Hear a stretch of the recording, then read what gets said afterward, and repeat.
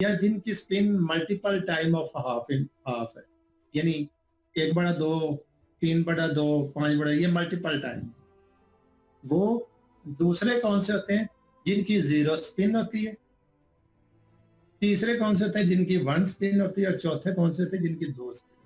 ये general classification है, और भी होते हैं कुछ, लेकिन ये जनरल क्लासिफिकेशन। जो श्रोडिंगर इक्वेशन है वो आती है और ज्यादा वालों वो 0, ये पहला उसका ड्रॉबैक। दूसरा ड्रॉबैक क्या है, क्यों नहीं ये रिलेटिविस्टिक क्वांटम मैकेनिक्स में रिलायबली इस्तेमाल हो सकती। दूसरा ड्रॉबैक क्या है जिसकी वजह से नहीं इस्तेमाल, यानी होती है लेकिन रिलायबल नहीं रहती, वो है पेयर प्रोडक्शन का phenomena. Schrodinger equation is unable to explain pair production phenomena. Non-relativistic quantum mechanics cannot reliably explain the production phenomena, pair production phenomena. Pair production से क्या मुराद है? When two photons come together, collide, they are converted into matter and antimatter. They are converted into particle and antiparticle. इसको कहते हैं pair production. Einstein की equation E is equal to mc square. E energy, m mass, c velocity of the light, यानी constant है, constant of proportionality. और constant of proportionality को खत्म करें तो E proportional m, energy can be converted into mass proportionally and mass can be converted into energy proportionally. ये जो equation है जिसमें लाइट कांस्टेंट है, वेलोसिटी ऑफ द लाइट, यानी इसका मतलब है ये उन पे अप्लाई होती है इक्वेशन जो कि रिलेटिविस्टिक वेलोसिटी के साथ मूव कर रहे होते हैं, the particles which are moving with the velocity of the light. और फोटोन जो है the packet of the energy quanta, they are light, so they are traveling with the velocity of the light. When two photons collide together, this phenomena happens at relativistic speed.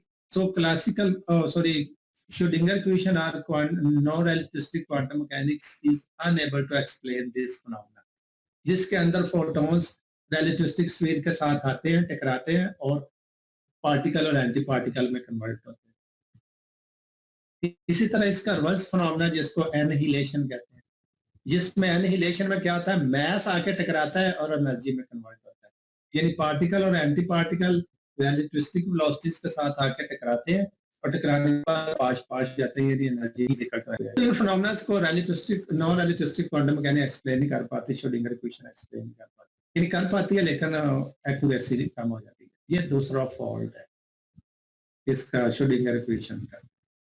Okay, अब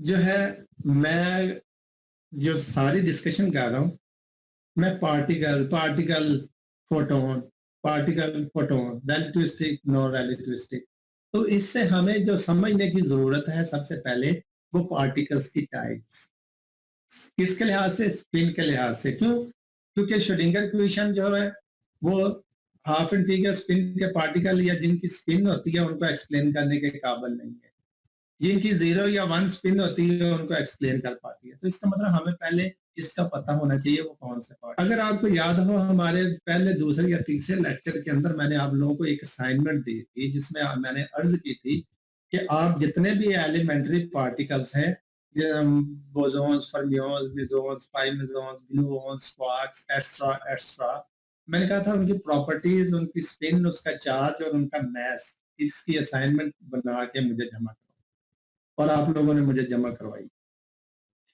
अब आपको अंदाजा होगा कि वो assignment करवाने का मेरा मकसद क्या था। क्यों? क्योंकि एक स्टेज पे आके मैंने क्वांटम मैकेनिक्स को स्प्लिट करना, यानी रिलेटिविस्टिक और नॉन रिलेटिविस्टिक में, और उसके लिए हमें पार्टिकल्स का पता होना चाहिए, रिलेटिविस्टिक पार्टिकल कौन सा है, नॉन रिलेटिविस्टिक पार्टिकल कौन सा। जब आपने वो असाइनमेंट जमा करवाई थी, अगर आप उसको दोबारा देखें तो उसमें सबसे इंपॉर्टेंट चीज थी पार्टिकल का मास और स्पिन। तो आप वहां से देखेंगे कि आपको कुछ की स्पिन 0 मिलेगी, कुछ की 1 मिलेगी, कुछ की 2 मिलेगी, लेकिन ज्यादातर की हाफ या हाफ इंटीग्रल मिलेगी।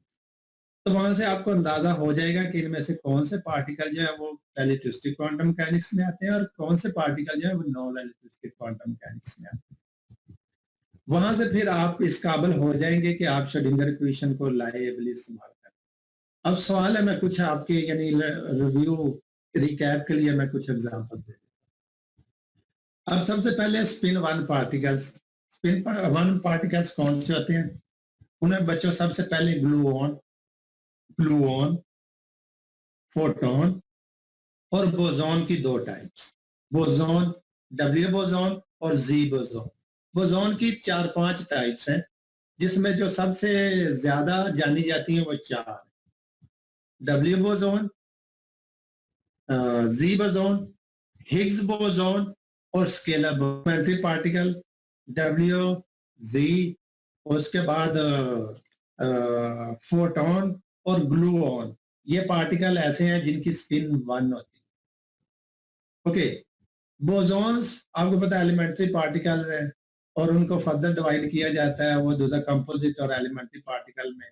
कंपोजिट जो फर्दर डिवाइड हो जाते हैं, एलिमेंट्री जो फर्दर डिवाइड नहीं होते, वो आपने सारा पढ़ा हुआ है। ग्लूऑन का मैं थोड़ा बता देता हूँ। ग्लूऑन कौन से पार्टिकल है बच्चों? ग्लूऑन बेसिकली एक किस्म की फोर्स, न्यूक्लियर फोर्स आप कह लें। ये कहाँ एग्जिस्ट करती है? बेसिकली न्यूक्लियस के अंदर जो प्रोटॉन्स और न्यूट्रॉन्स होते हैं, या जिनसे प्रोटॉन्स और न्यूट्रॉन्स बने होते हैं, जैसे अप क्वार्क्स हैं और डाउन क्वार्क्स हैं, ये सारे जो न्यूक्लियस के अंदर मौजूद होते हैं, न्यूक्लियस के अंदर ये कैसे इकट्ठे रहते हैं, इनको कौन सी चीज है जो जोड़ के रखती है, वो ये ग्लू ऑन है। ग्लू से, ग्लू कैसे, ग्लू जोड़ने वाली चीज, तो वहां से निकला है ग्लू ऑन। ये बेसिकली आप यूं कह ले वीक न्यूक्लियर फोर्स है, जो कि क्या करती है, पार्टिकल्स को जो कि न्यूक्लियस के अंदर होता है, प्रोटॉन न्यूट्रॉन्स या सब प्रोटॉन न्यूट्रॉन, यानी सब से क्या मतलब क्वार्क्स, अप डाउन क्वार्क, इन सारों को जोड़ के रखती है न्यूक्लियस की शक्ल के अंदर, तो इसको कहते हैं ग्लूकोन। ये किस्म एक किस्म की फोर्स है। जब क्वांटम मैकेनिक्स बात करते हैं तो फोर्सेस भी जो होती हैं वो पार्टिकल के तौर पे बिहेव करती है।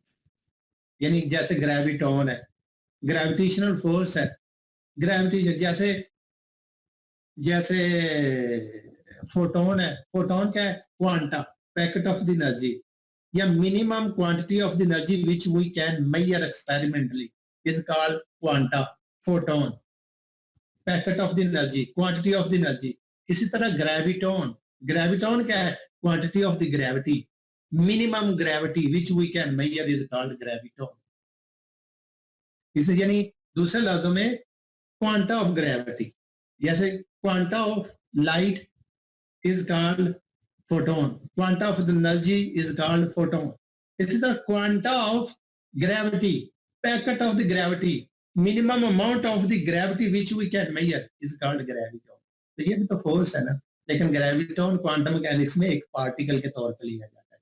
जैसे ग्लूऑन एक फोर्स है, इसको क्वांटम मैकेनिक्स में पार्टिकल के तौर पर। ये बच्चों जो मैंने 4 आपको पार्टिकल्स के नाम दिए, और भी है इसके अलावा, इनको बोलते हैं स्पिन 1 पार्टिकल्स।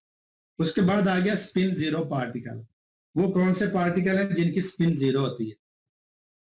उनके अंदर बच्चों हिग्स बोसोन है, हिग्स बोसोन। उसके बाद चैमिलॉन एक पार्टिकल है, शायद आपने पहले नाम ना सुना हो चैमिलॉन का। और उसके बाद डायलेटॉन है, डायलेटॉन भी उसको बोलते हैं, ये भी आपने पहले नाम नहीं सुना होगा।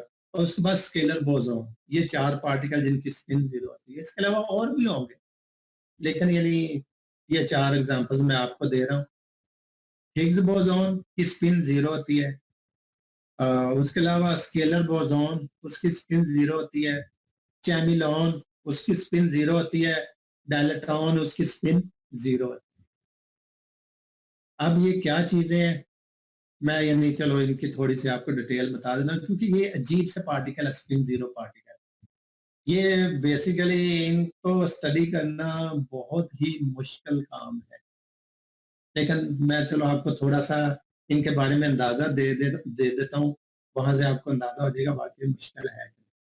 और उसके बाद फिर यानी जो अगली टाइप है वो स्पिन हाफ इंटीग्रल, जिनकी स्पिन होती है हाफ इंटीग्रल या मल्टीपल ऑफ हाफ इंटीग्रल, 1/2, 3/2, 5/2, 7/2, उनको बोलते हैं हाफ इंटीग्रल स्पिन। और उसमें बच्चों आपने सारों ने सुना है फर्मियोन्स है, क्वार्क्स हैं, इलेक्ट्रॉन्स है, और इस तरह और भी पार्टिकल है। क्वार्क्स की सारी टाइप जो होती हैं, up down stage, chart, top, bottom, ये सारे के सारे हाफ इंटीग्रल स्पिन है। और फर्मियन जो है वो हाफ इंटीग्रल स्पिन है, इलेक्ट्रॉन है वो हाफ हाफ इंटीग्रल स्पिन है। तो ये सारे के सारे जो है ना हाफ इंटीग्रल, तो अब मतलब ये कॉमन से पार्टिकल आपने पहले भी सुने पढ़े। जो आपको मुश्किल आ रही है मेरे ख्याल ग्लू ऑन एक थोड़ा था, वो मैंने बता दिया। ये बेसिकली एक वीक न्यूक्लियर फोर्स है which exists inside the nucleus and combine together the particles, means proton, neutrons, or quarks, up and down quarks. It collect together them in the form of the nucleus. ये force उनको bind करके रखती है। अब उसके बाद जो एक टाइप है वो स्पिन टू पार्टिकल्स है। यानी हमने पढ़ा zero spin particle, one spin particle, half integral spin particles और spin two particle. Two particle बच्चों ग्रेविटॉन को बोलते हैं, dual graviton basically. Dual graviton का मतलब होता है कि ग्रेविटॉन की दोहरी नेचर होती है। दोहरी नेचर क्या होती है ये इससे, यानी अब हाफ इंटीग्रल स्पिन पार्टिकल का आपको पता है। मैं यानी बाकी थोड़ा यानी स्पिन वन पार्टिकल में ग्लू ऑन थोड़ा सा है वो मैंने एक्सप्लेन कर दिया। फोटोन का आपको पता है वो भी spin one particle.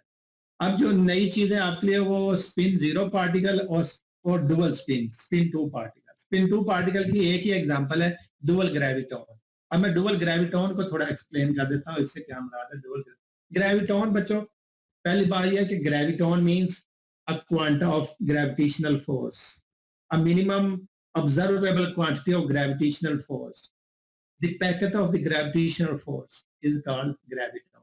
Dual graviton से क्या मुराद होता है बच्चों, जिसकी दोहरी नेचर हो।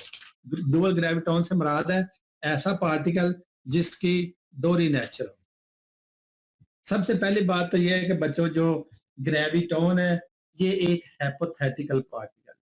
हाइपोथेटिकल पार्टिकल से क्या मुराद होती है, एक फर्जी पार्टिकल, यानी ये हकीकत में नहीं पाया जाता, लेकिन यानी हाइपोथेटिकली मफरूजी फर्जी पार्टिकल है। ये इसकी जरूरत पड़ती है क्वांटम मैकेनिकल थ्योरीज को सॉल्व करने के लिए, तो इसलिए इसको हाइपोथेटिकल पार्टिकल कहते हैं, क्योंकि इसकी एक्सपेरिमेंटली ये प्रूव अभी नहीं हुआ। ये जैसे डॉक्टर अब्दुल सलाम ने क्वार्क्स को एक्सपेरिमेंटली प्रूव किए बगैर उनका कंसेप्ट दिया था, इसी तरह बाद में वो प्रूव हो गए। इस तरह जो ग्रेविटॉन है ये एक अभी कंसेप्ट ही है, वैसे ही जैसे डॉक्टर अब्दुल सलाम ने दिया था, और लेकिन अभी तक ये प्रूव नहीं हुआ।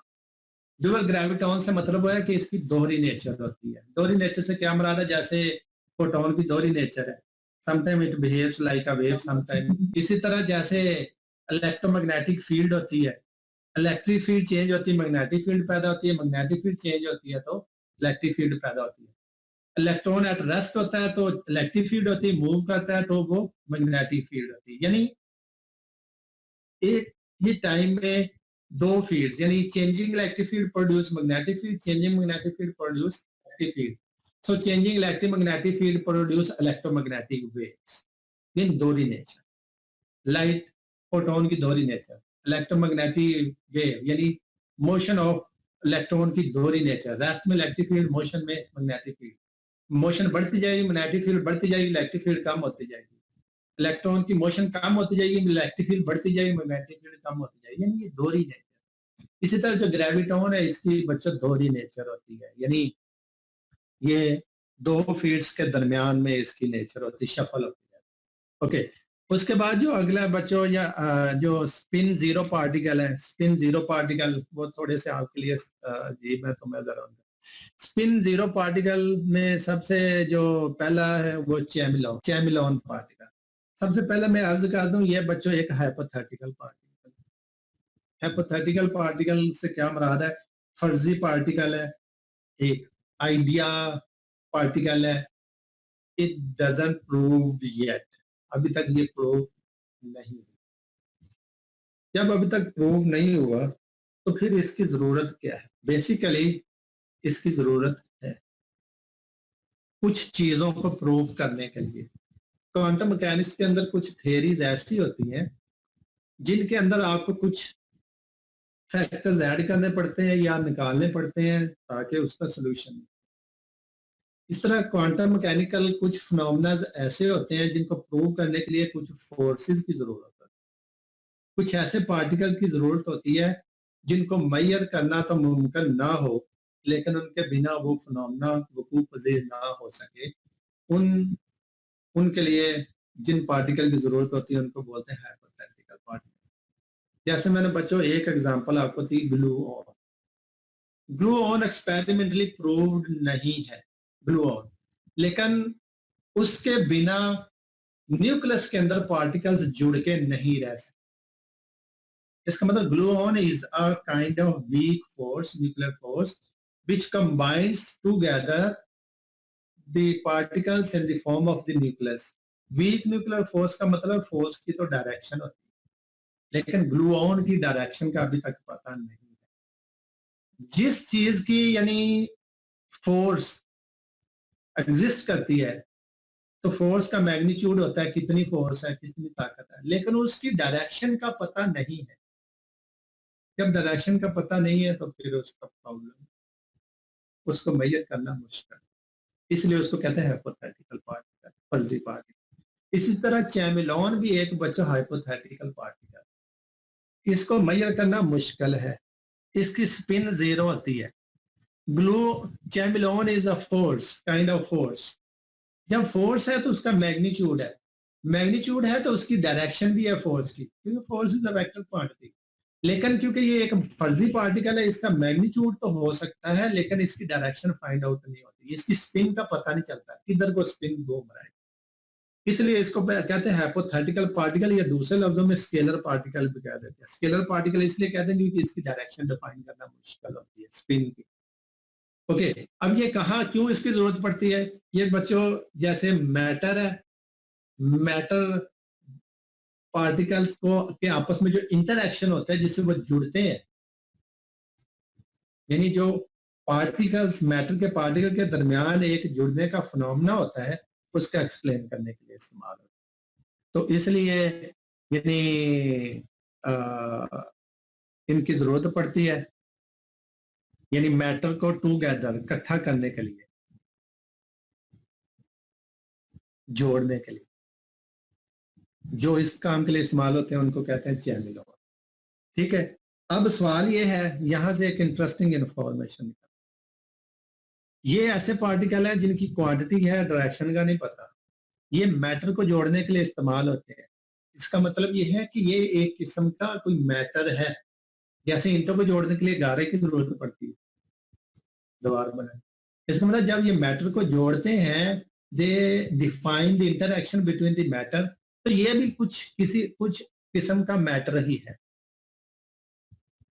ये भी किसी किस्म का मैटर ही है, लेकिन जिसको हम ऑब्जर्व नहीं कर सकते, जिसको हम देख नहीं सकते। इसलिए आपने नाम सुना होगा डार्क मैटर या डार्क एनर्जी। ये बच्चों एग्जैक्टली यही चैमिलॉन ही डार्क मैटर होते हैं, इन्हीं को बोलते हैं डार्क मैटर। यानी डार्क मैटर क्या चीज है या डार्क एनर्जी क्या चीज है? The energy are the matter which we can not observe but they exist to combine together the other matter which we can observe. ये खुद हम इसको ऑब्जर्व नहीं कर पाते, इस एनर्जी को या इस मैटर को, लेकिन ये दूसरे जिस मैटर को हम ऑब्जर्व कर सकते हैं उसको जोड़ने के लिए काम आता है। इसलिए इसको ऑब्जर्व नहीं कर पाते हम, तो हम इसको डार्क मैटर या डार्क एनर्जी कहते हैं, चैमिलॉन को। उसके बाद है बच्चों हिग्स बोसॉन। हिग्स बोसॉन क्या है? Higgs boson basically Higgs scientist का नाम था जिसने इसको डिस्कवर किया था। आपको मैंने अर्ज की थी एक दफा, याद हो, स्विट्जरलैंड और फ्रांस के बॉर्डर पे जेर जमीन एक लैब है जिसका नाम है सन, जिसके अंदर एलिमेंट्री पार्टिकल्स को फाइंड आउट करने की कोशिश की जा रही है, क्योंकि बोसॉन भी एक एलिमेंट्री पार्टिकल है। बोसॉन की मुख्तलिफ टाइप्स होती हैं, जैसे अभी मैंने आपको बताई डब्ल्यू बोसॉन, जी बोसॉन, स्केलर बोसॉन और अब ये हिग्स बोसॉन। उसी उन्हीं में से एक टाइप अपने एक्सपेरिमेंट्स के दौरान ये हिग्स ने डिस्कवर की थी। उन्हीं में से एक टाइप जो है वो हिग्स ने वहां सन के अंदर एक्सपेरिमेंट करते हुए डिस्कवर की थी, और उसने फिर इसको अपने नाम से रख लिया हिग्स बोसॉन। उसने कैसे डिस्कवर की? आपको पता है कि फील्ड को एक्साइट करें तो एनर्जी देनी पड़ती है, डी एक्साइट करें तो एनर्जी खारिज होती है। जैसे इलेक्ट्रॉन लोअर ऑर्बिट से अपर में जाए, एनर्जी अब्सॉर्ब करता है, अपर से लोअर में आए तो एनर्जी खारिज करता है। इसी तरह वो एक हिग्स फील्ड, उसने अपने नाम से एक फील्ड बनाई हुई थी, उस फील्ड को वो एक्साइट कर रहा था, डी एक्साइट कर रहा था। इस एक्साइटेशन और डी एक्साइटेशन के दरमियान उसे कुछ सिग्नल मसूल हुए जो उसने डिटेक्टर्स लगाए। तो वो जब उसने उनको डिटेक्ट किया, स्टडी किया, तो वो एक बोसोन से मिलता जुलता पार्टिकल था, तो उसने फिर उसको नाम दिया हिग्स बोसोन। और इस डिस्कवरी की वजह से 2012 में हिग्स और उसकी टीम को नोबेल प्राइज भी मिला। उसके बाद बचा डायलेटॉन। डायलेटॉन भी एक फर्जी पार्टिकल है, हाइपोथेटिकल पार्टिकल है। इसको स्केलर पार्टिकल दूसरे लफ्जों में कहते हैं, या स्केलर फील्ड भी कहते हैं, ठीक है। अब जो डायलेटॉन है, जैसे चैमिलॉन है, उसकी जरूरत क्यों पड़ती थी? इसलिए जरूरत पड़ती है कि मैटर को के दरमियान इंटरेक्शन को डिफाइन करने के लिए। ग्लूऑन की क्यों जरूरत पड़ती है? न्यूक्लियस के अंदर पार्टिकल को बाइंड करने के लिए। हिग्स बोसोन की क्यों जरूरत पड़ती है? फील्ड की एक्साइटेशन डी एक्साइटेशन को डिफाइन करने के लिए। इसी तरह जो डायलेटन है, डायलेटॉन की क्यों जरूरत पड़ती है? ये बच्चों बेसिकली क्या करता है, ये क्वांटम मैकेनिकल डायमेंशंस को डिफाइन करने के लिए इस्तेमाल होता है। अब क्वांटम मैकेनिकल डायमेंशन से क्या मुराद है? ये एक इंटरेस्टिंग चीज है। अब इंटरेस्टिंग चीज है, दरमियान में मैं बताते हुए कहीं ये कार्ड ड्रॉप ना हो जाए, चलो बता देता हूं। जो डायमेंशंस, डायलेटॉन क्या है? हाइपोथेटिकल या फर्जी पार्टिकल है, स्केलर पार्टिकल है।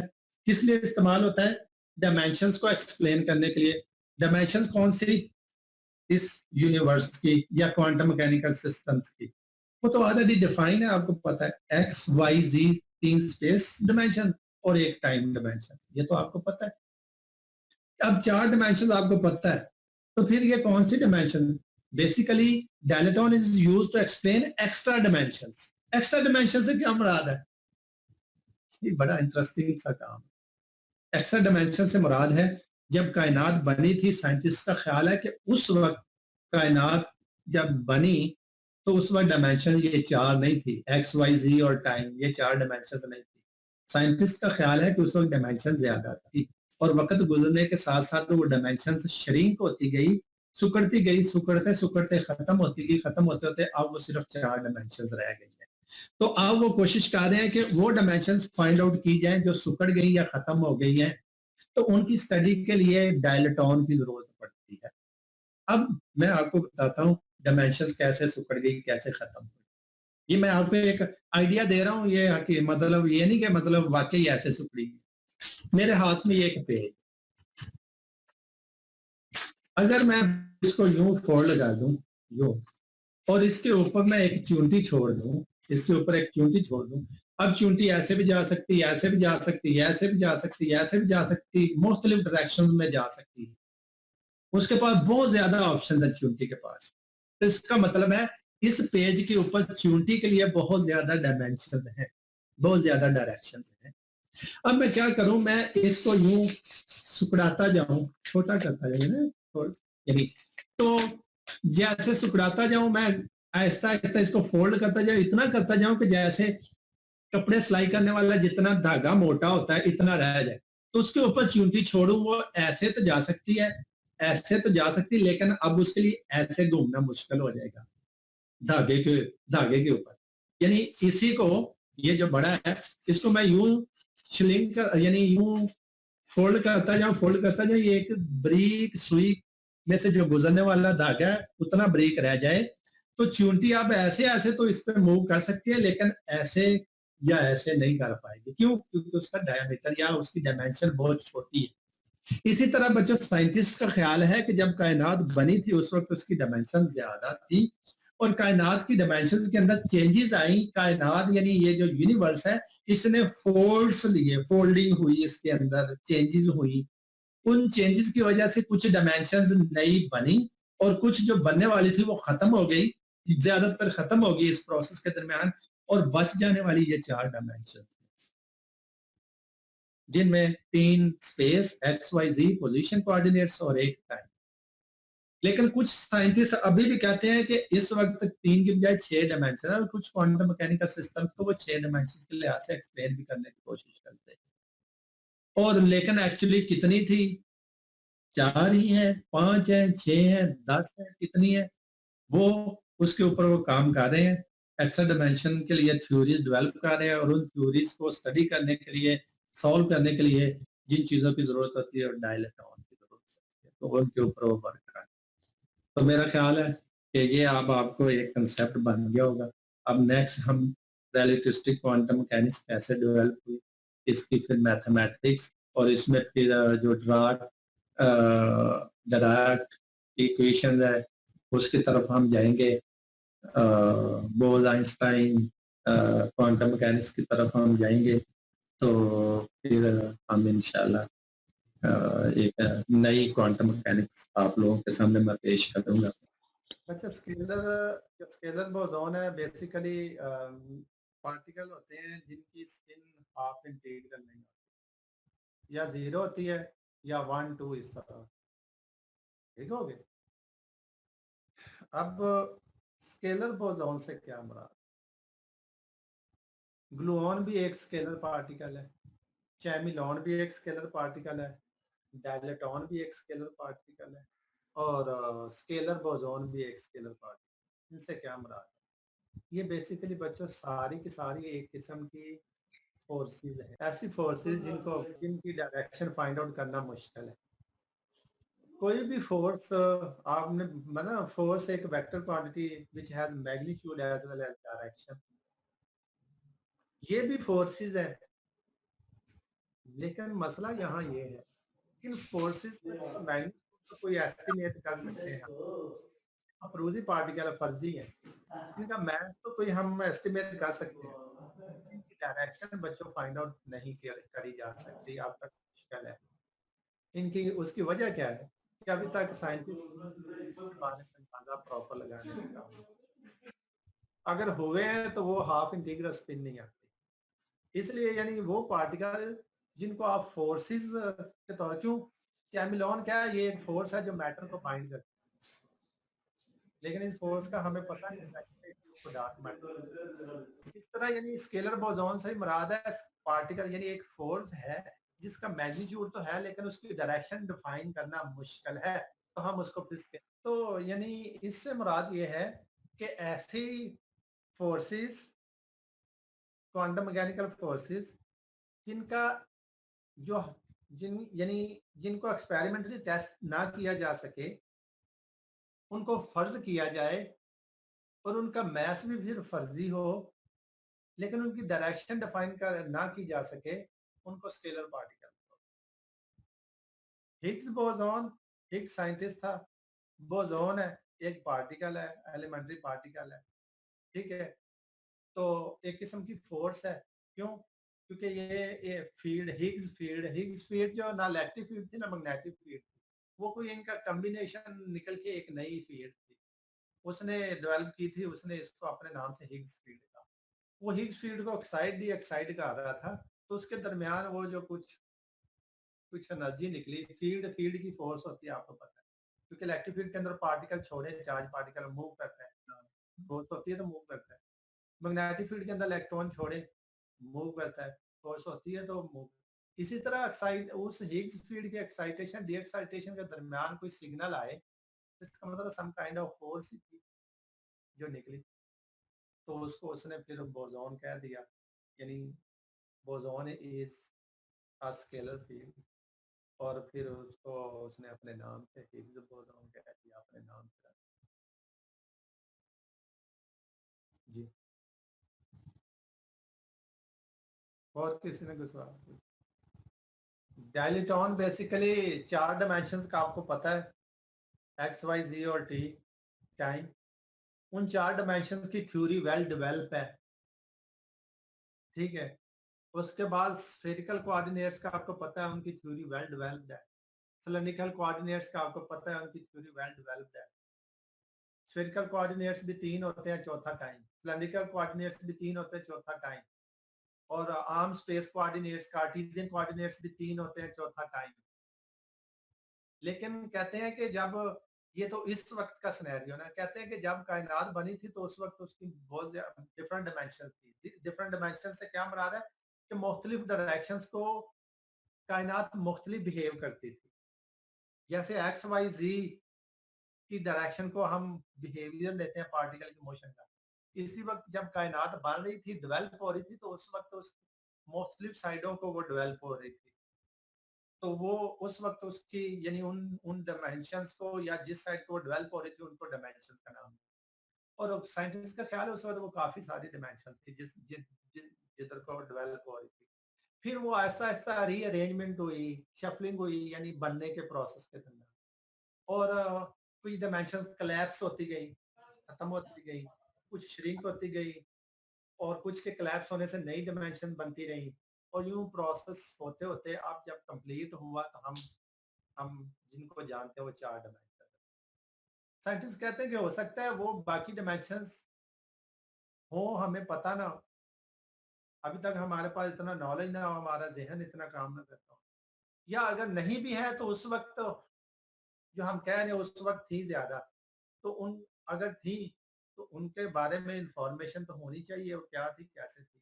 ये ऐसे जैसे बिग बैंग के बारे में लोग सन के अंदर एक्सपेरिमेंट कर रहे हैं कि बिग बैंग में क्या था, इसी तरह उन डायमेंशंस के बारे में जानने की कोशिश कर रहे हैं मुख्तलिफ थियरीज डेवलप करके, क्योंकि एक्सपेरिमेंटली तो ये मुमकिन नहीं है, डायमेंशन को एक्सपेरिमेंटली फाइंड आउट करना मुश्किल है एक्सट्रा को।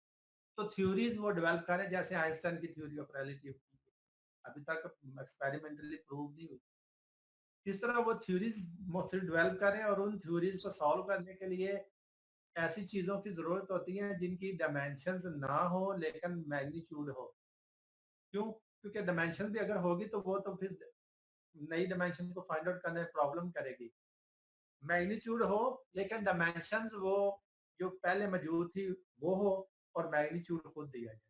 और वो जो मैग्नीट्यूड दिया जाता है वो डायलेटॉन, यानी डायलेटॉन एक किस्म की फोर्स है, यानी वीक ग्रेविटी की तरफ जाती है, एक फोर्स है जो एक्स्ट्रा डायमेंशन को डिफाइन करने के लिए लोग मुख्तलिफ इस्तेमाल करने का मतलब है कि इसकी करेक्टरिस्टिक्स को मुख्तलिफ मैथमेटिकल मॉडल्स में डाल के उनको सॉल्व करने की कोशिश कर रहे हैं, और वहां से वो कंक्लूजन की तरफ पहुंचने की कोशिश कर रहे हैं कि कोई है थ्री डायमेंशन या नहीं। जी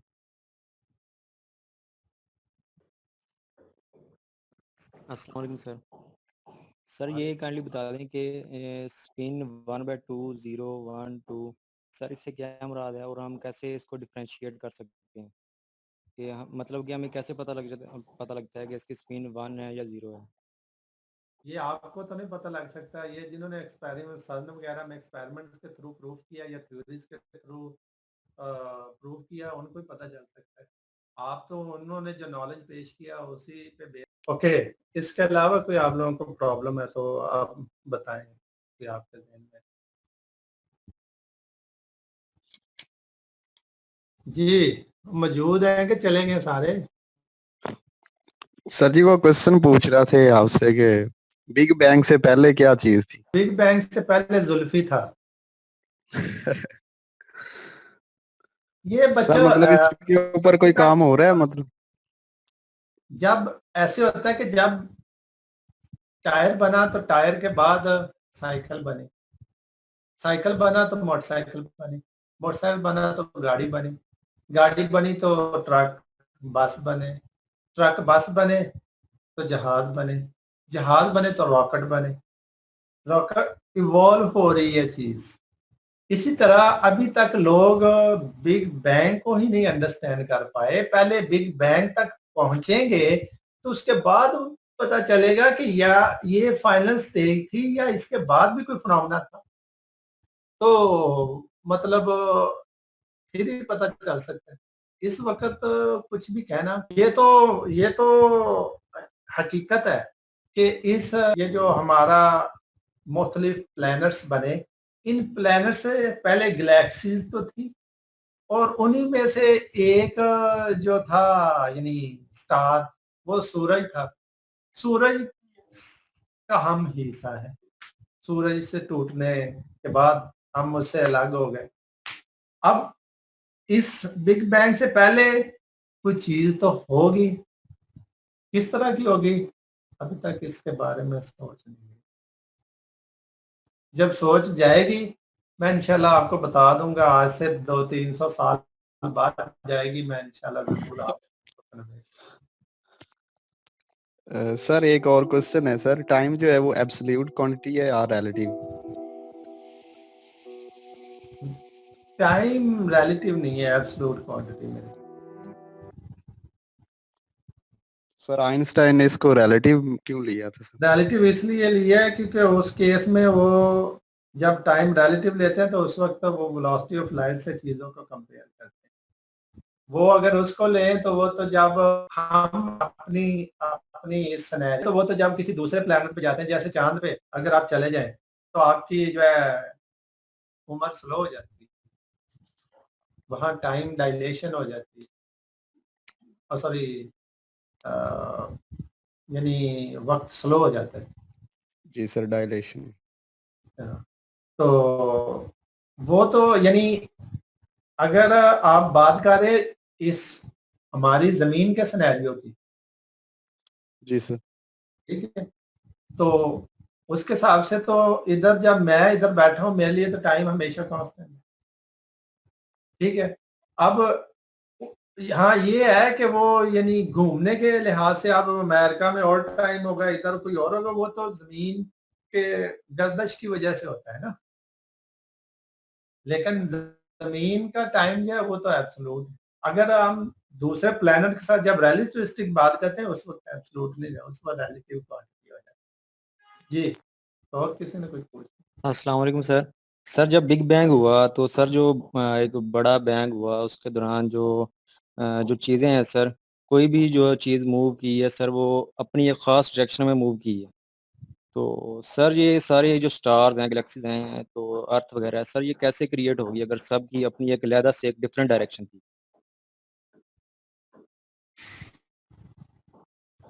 हम सिर्फ सूरज का हिस्सा है। स्टार गैलेक्सी सारी सूरज का हिस्सा नहीं है। सूरज उनका उनमें से एक चीज है। ये बात ज़हन में रखिएगा। यानी आप कहते हैं स्टार्स सारे अपनी उनकी अपनी डिमेंशन है, समझाइए कि नहीं। बाकी गैलेक्सीज है, हम उन गैलेक्सीज का अपना फ्रेम ऑफ रेफरेंस है, हमारा अपना फ्रेम ऑफ रेफरेंस है। हम सिर्फ ये जो अपनी जमीन के लिहाज से डायमेंशंस को स्टडी कर रहे हैं। बाकी स्टार अब सूरज से ही बड़े बड़े स्टार्स हैं, पता नहीं कितने कितने अरब गैलेक्सीज हैं। वो गैलेक्सीज का अपनी अपनी एक यूनिवर्स है, हर गैलेक्सी की उसकी एक गैलेक्सी का एक स्टार है। तो वो यानी पूरी पूरी कायनात को डिफाइन करना एक ही में मुमकिन नहीं है,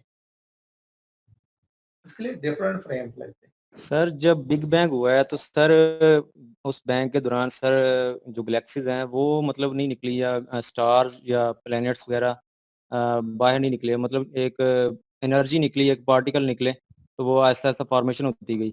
सर मैं यही पूछना चाहता था कि जो पार्टिकल्स हैं या कोई भी जो चीज़ उसमें से निकली है वो पहले स्टार या गैलेक्सीज नहीं थे, तो ऐसा ऐसा वक्त गुजरने के साथ वो उनकी फॉर्मेशन हुई है। तो ये भी हम पढ़ते हैं कि उसके थ्योरी है ना, as bank equal to m square, mass can be converted into energy, energy can be converted into mass. तो सूरज से जो एनर्जी निकली वो आहिस्ता आहिस्ता मैसेज में कन्वर्ट होती गई। जब वहां आग का एक गोला टूटा, अब टूटने के बाद वो गोला हो सकता मतलब आगे और हिस्सों में बटा हो, समझ आई कि नहीं। अब जैसे ऐसे है जैसे आप कोई आपके हाथ में कोई कच्चा पत्थर हो उसको जमीन पे फेंके, मुख्तलिफ हिस्सों में टूटता है। इस तरह आग का गोला जब टूटा आगे मुख्तलिफ हिस्सों में टूटा, वो फिर हिस्से आपस मतलब स्प्लैशिंग हुई, स्प्लैशिंग जैसे पानी का कतरा जमीन पे गिरे तो बिखरता है ना, तो इस तरह जी वो सर। बिखरा। बिखरने के बाद कोई कतरे बड़े बने कोई छोटे, वो ठंडे होते गए, एनर्जी के कतरे थे मैस में कन्वर्ट होते गए, कोई बड़ा प्लेनेट बन गया, कोई छोटा बन गया, कोई छोटे स्टार बने कोई बड़े बने। यूं प्रोसेस होगा। जी सर, थैंक यू सर। और सर मैंने पैराडॉक्स थ्योरी के बारे में थोड़ा जाना था, क्या ये सच है? हाँ जी, वो आप पढ़े, नेट पे पढ़े।